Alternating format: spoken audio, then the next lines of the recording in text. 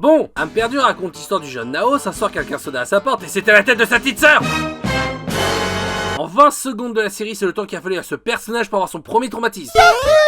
Je vais enfin revoir la princesse. Mario, ton frère a été assassiné, décapité et violé par Todd. Après l'enterrement de sa sœur, il jura de se venger. Il croisa durant la nuit un vieux qui lui demande de le suivre. Contexte. Le vieux se prénomme Xard, un mage qui possède le pouvoir de l'âme. Il passe donc la moitié de ses pouvoirs à Naos. En reconnaissant la lettre que le tueur a envoyée à Naos, il lui indique où est leur planque. Naos part et retrouve le tueur. Je vais te tuer pour avoir tué ma sœur qui a été tuée par toi. Pouvoir de l'âme. Oh mon dieu, il fait des boules de lumière qui avancent assez...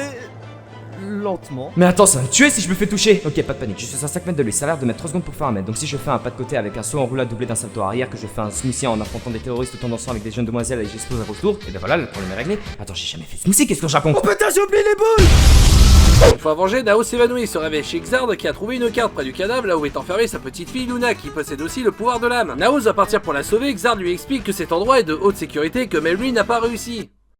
Naos assomme les gardes, un secrétaire pour sa poste qui lui laisse le champ libre pour prendre l'ascenseur pour aller à l'étage où se trouve Luna. Un scientifique a même pas embarqué Naos alors qu'il se trouve sur sa gauche et qui trouve Luna par télépathie. Haute sécurité mon cul. Il délivre Luna mais Naos n'arrive plus à bouger à cause de son pouvoir, les gardes arrivent, Luna et les tue d'une façon stylée. Luna se téléporte avec Naos dans un lieu protégé, elle s'évanouit, Xard les retrouve et les ramène chez lui. Xard explique à Naos l'origine du pouvoir de l'âme. Un jour, un gros caillou tombe du ciel et des mineurs qui passaient par là touchent une pierre lumineuse. Et une personne du nom du docteur arrive, mais c'est trop tard car ça ne devait pas se passer comme ça et il prit la pierre et se casse. Je savais pas que c'était une fanfiction avec Doctor Who. Le docteur qui? Tu le fais exprès. Oui. Ils développent chacun le pouvoir de l'âme. Certains l'ont utilisé pour être un roi et de montrer qu'ils ont plus de couilles que tous les autres royaumes, et d'autres l'ont utilisé pour être des gros enculés. De génération en génération, ces personnes cachent leur pouvoir au monde entier. Voilà. Luna, enfin réveillée, nous montre un peu de ce qu'elle est. Une grosse p de merde de qui suce les couilles d'un p dromadaire. Oui, elle est casse-couille. Après l'apparition de cette connasse, ils parlent tous les deux du pouvoir de Naos. Quand j'ai utilisé mon pouvoir d'une seule main, je ne tenais plus sur mes jambes. Il va falloir que je t'entraîne. Ok, je reviendrai demain. Sûrement pas. C'est aujourd'hui que je vais te dresser comme un gladiateur nu. Ok, la seule chose que tu voudras à la fin, c'est que je t'entraîne encore plus dur. 3 mois plus tard, Naos utilise correctement ses pouvoirs et on apprend qu'il existe plusieurs types comme l'eau, la terre, le feu, le spectre, l'air, la lumière et la Tarantino. Pouvoir de l'âme. Sans qu'on connaisse pour l'instant le type de Naos. À l'intérieur, Luna qui casse sévèrement les couilles à Naos. Tu as mangé mon dernier cookie. Pour la peine, tu vas m'acheter 100 boîtes de cookies. 100 boîtes. En même temps que tu veux devenir obèse, tu veux aussi le diabète. Répète pour voir. Attends, je vais être beaucoup plus clair.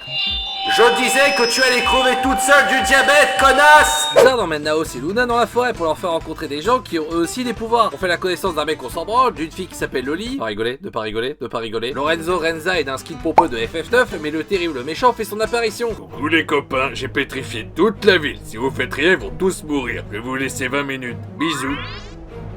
Il vient vraiment te dire bisous! Pour stopper cette merde, il faut couper les générateurs qui maintiennent le pouvoir du méchant. Ce qui ne marche pas du tout, Naos utilise tout son pouvoir et réussit. Easy. Naos se réveille et Xard lui explique qu'ils ont utilisé leur pouvoir pour faire effacer la mémoire de tous les habitants sur cet événement et il se fait encore casser les couilles par Luna pour lui acheter 100 boîtes de cookies. Ça n'a aucun putain de sens. Après cette quête secondaire chiante, Luna prévient Xard et Naos que le méchant fait léviter un hôpital et ils vont sur les lieux. Vous voilà enfin. L'hôpital est suspendu à 250 mètres de hauteur. Dès que je partirai, il tombera d'un coup. A plus les copines. Les copines? Mais c'est qui lui? On n'a pas le temps. Prends ma main. On va unir nos pouvoirs pour arrêter cette catastrophe. C'est transmissible le diabète? Grâce à leur pouvoir réuni et au docteur, ils sauvent l'hôpital. Il manquerait juste une bonne fanfiction yaoi à ce moment-là, et ce sera parfait. Pour ça, laisse-moi faire. Le docteur glissa son tournevis sonique délicatement sur le corps nu de Naos pour l'enfoncer entièrement dans son cou. Une fois rentrés dans l'ordre, Naos et Luna vont dans un musée. Naos fait la rencontre très brève de Hidari et Luna veut rentrer immédiatement chez elle. Une fois rentrés, Lorenzo leur fait apprendre que le méchant est en fait son frère. On s'en branle. Naos décide de faire un tour dehors, il propose à Luna de venir avec lui, mais elle leur envoie chier. Sympa, j'espère que la comédienne qui fait Luna n'est pas comme ça en vrai. D'ailleurs, elle fait quoi sur sa chaîne? Oh. Une fois sorti, Naos retrouve Inari, il lui apprend qu'il existe des pouvoirs mélangés comme feu et lumière et également nous faire connaître le type de Naos qui est de type air et céleste, un pouvoir extrêmement rare. Au même moment, Luna doit retrouver le méchant dans les anciennes ruines ou sinon il va... Une fois rentré, Xard indique à Naos où se trouve Luna et il la retrouve. Luna! Dis-moi que t'es encore en vie, réveille-toi! Il est trop tard. Je me suis déjà occupé d'elle. J'en reviens pas que tu m'aies trahi, t'arrives comme ça que tu la tues et que tu m'attends même pas pour achever! Attends, tu me parles de quoi là? Pouvoir de l'âme! Non mais tu parles de quoi? Une fois le méchant tué... Tu vas arrêter de l'appeler le méchant et dire son vrai nom? En fait, c'est son vrai nom de crédit de fin. Quel méchant de merde! Luna est morte? Ouais! Mais en fait c'était un rêve. Non! Car ils ont réussi à la sauver à temps, mais elle est plongée dans un coma. Nao décide de déménager chez Xard. Avec son accord, il prend ses affaires, envoie chier la lettre de son père et achète 10 boîtes de cookies. Ça n'a toujours aucun putain de sens. Et reste encore près de Luna. Qui c'est qui mangera jamais ses cookies parce qu'elle est dans un coma? C'est toi. Naos, tu les as achetés pour moi? C'est adorable. Naos, pourquoi tu pleures? C'est injuste, pourquoi?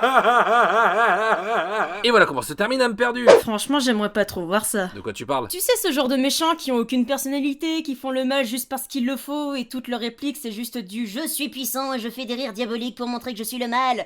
Non, franchement, heureusement que c'est terminé avec ça. Alors en fait dans la saison 2...